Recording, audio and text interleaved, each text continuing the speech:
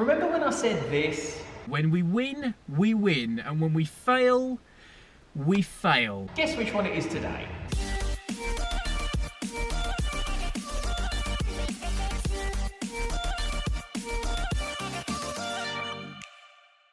Hello you lot, Miller Connor here and welcome back to today not quite so Super Seicento. If you live outside the UK, you might not be familiar with the MOT test. Now, MOT stands for Ministry of Transport, and it's an annual test that every car over 3 years old has to go through to basically test that it's safe and roadworthy. So it tests for things like, are the tyres good enough? Is the suspension in good condition? Are the brakes sufficient? Do all the lights work? Basically, it's what means that there aren't death traps rolling around on the road. But just because you look after and you enjoy using your car doesn't make it immune from stuff breaking, as anyone with an old and or project car will tell you. And unfortunately, with my most recent MOT test, when I was finished, I was handed a piece of paper with the F word on it. That's right, the Super Seicento has failed its MOT. Before we talk about that, I'm going to play you this little clip of what the car sounded like on the morning of the MOT, and you see if you can work out one of the things that's not quite right.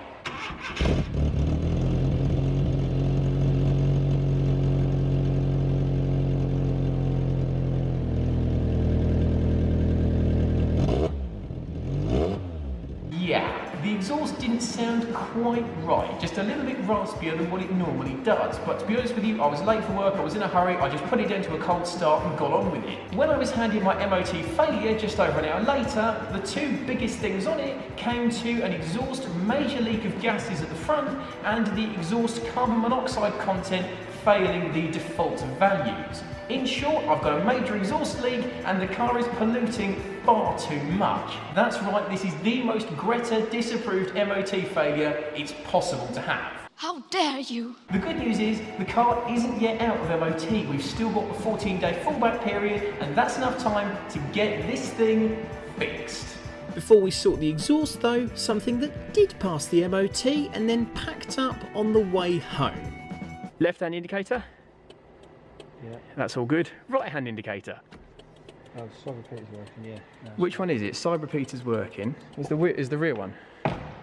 Yeah, we've got no front flashy. To sort the lack of front flashy, the old bulb was removed, the bulb holder itself is cleaned, a new bulb is screwed in, and... Hey! Let there be light. Just leave it like that, Mad Max style, just leave it flapping out. So it didn't actually fail on the indicator. One of the things it did fail on was this headlight beam being too low on dip beam. It's too low down, it's not aiming correctly. So what we're going to do is tweak the adjustery doodle down there and bring that beam up. But while we're here, let's bring both up, make it even more awesome and more like an SUV. Adjusting the beam height is as simple as using a ratchet to wind the adjuster out. With the passenger side fully up and the driver's side lifted a little bit, the difference is considerable. It was about there, wasn't it? That sort of, just below that sort of. Now we're touching the top of that, that's much better. Hopefully it's good enough for the MOT man.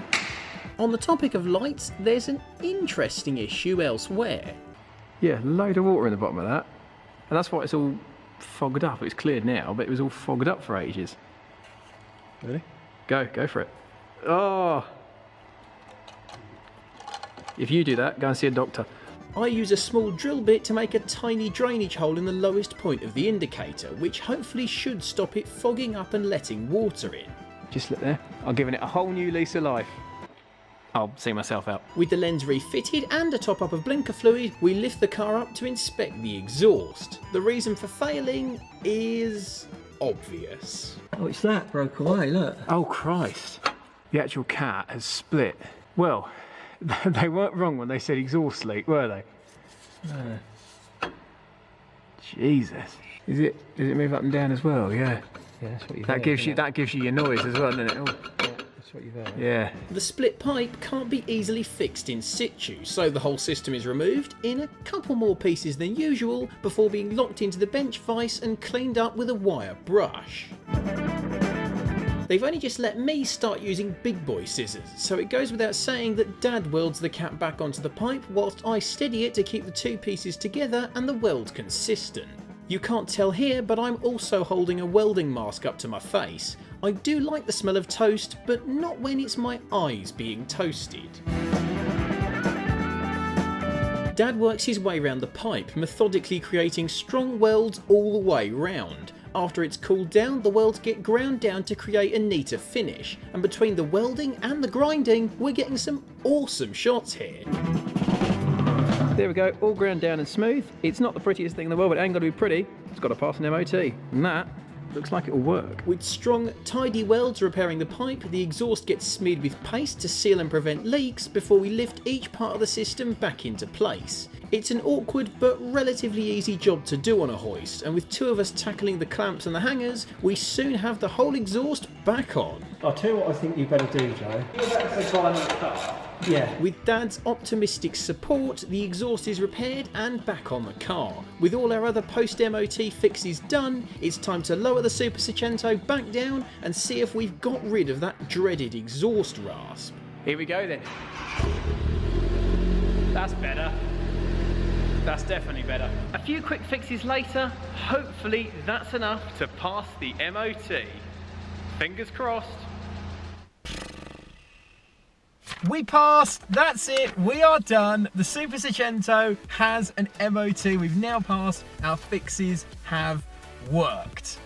It wasn't quite that simple, unfortunately. I went for the retest and I was standing around, I was on my phone, and they were doing the emissions test, which means revving the car up to a certain RPM, holding it there, watching how the levels go.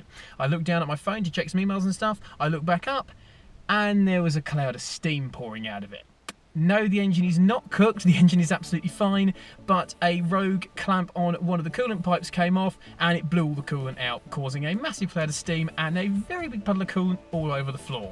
But the coolant's all been flushed through, we've got a fresh top up in there, we've got a new clamp, the cooling system is back together, it's not got too much pressure in it, it's absolutely fine. We've also had the exhaust updated a bit, we've got some extra bracing welds in it, and the garage have also welded in for me a braided flex joint, which means the exhaust can move around a little bit, and hopefully we won't get it splitting anymore.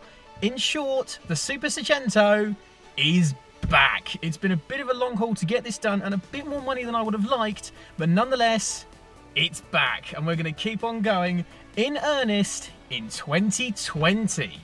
Not just yet though, because before we do anything more, I think it's time for a drive, don't you?